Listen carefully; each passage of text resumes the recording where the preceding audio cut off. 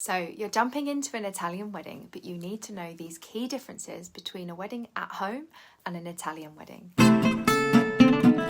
Ciao, I'm Lucy. I'm an Italian wedding planner and the founder of Lista.com. I'm here every week with an episode to help you plan your Italian wedding with ease. So this week's video is really important because planning a wedding in Italy is really quite different to doing one at home. And if you've got friends and family that have planned weddings before, they may have lots of advice, but it actually may not really apply. So I want you to know the key things that are different. The first major difference is how much emphasis you have to put on your guests, thinking about how you're going to look after them, how you're going to plan for them, what they're going to eat, how you're going to speak to them. All of these logistics are really key to the success of your wedding. You're building a trip for your guests and you're responsible for this. So whatever you decide is going to impact the experience that they have, how they travel, how they get around, what they eat, where they're going to stay. It's quite a lot of pressure. And as humans, we're quite an odd bunch. People really like to know what's going on. They like to know where they're going to eat, what they're going to eat. They like to know how they're going to get around and what the quality of the accommodation is. There are so many things, and getting this really clear and planning with this in mind from the start is key. The second major difference is that you're likely going to have multiple events at your Italian wedding. So often you have multiple days of events, and that's great because there's loads more time with your guests. It can mean though that there's more expenses, more logistics, and also more outfits for you. So catering has gotten quite pricey in Italy, and you might be surprised how much it will cost to feed your guests at these other events. You also need to think about the other food that they'll need around the wedding, especially if the venue is self-catering. And transport is not easy to come by, so you'll need to help your guests get around. It's not something to avoid. Having your guests call you when you're about to walk down the aisle because they can't get a taxi to your wedding is not good. Another obvious difference is the weather. You may not expect the answer that I'm going to give here, but of course it can be really, really hot and there are things we need to think about there.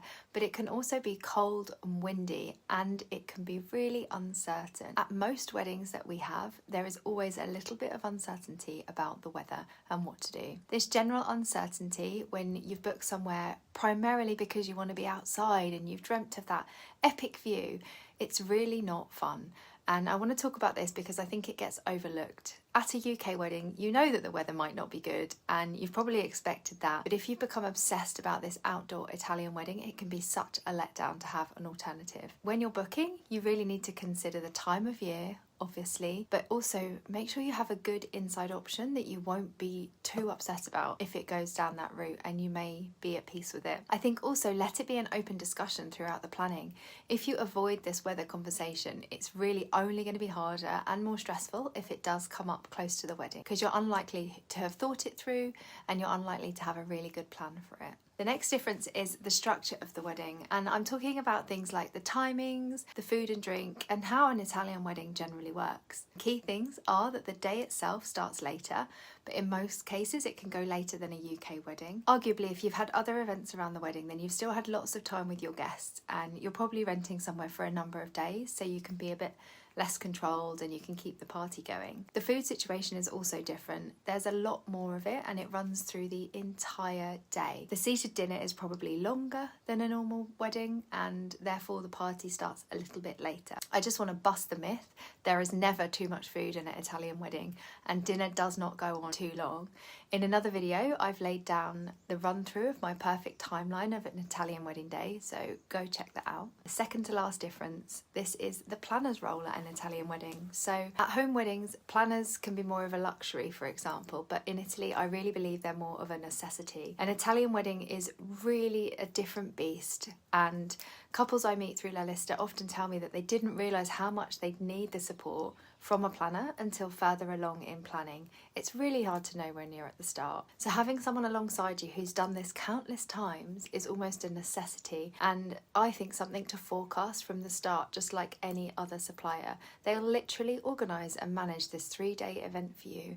It is a huge logistical and creative project. Having someone who knows what works and what doesn't, who can get things done really easily for you, knows the best suppliers, there's just so much that they cut out of your life. They do so many things that you'll never know about. They save you so much time and money and stress, to say the least. The role itself of a planner is also much more varied, I think, than at home weddings, because they literally have to produce this entire project for you. They're often working at places where you don't have in-house caterers. You have to bring in all of the suppliers, and there's just so many other factors at play.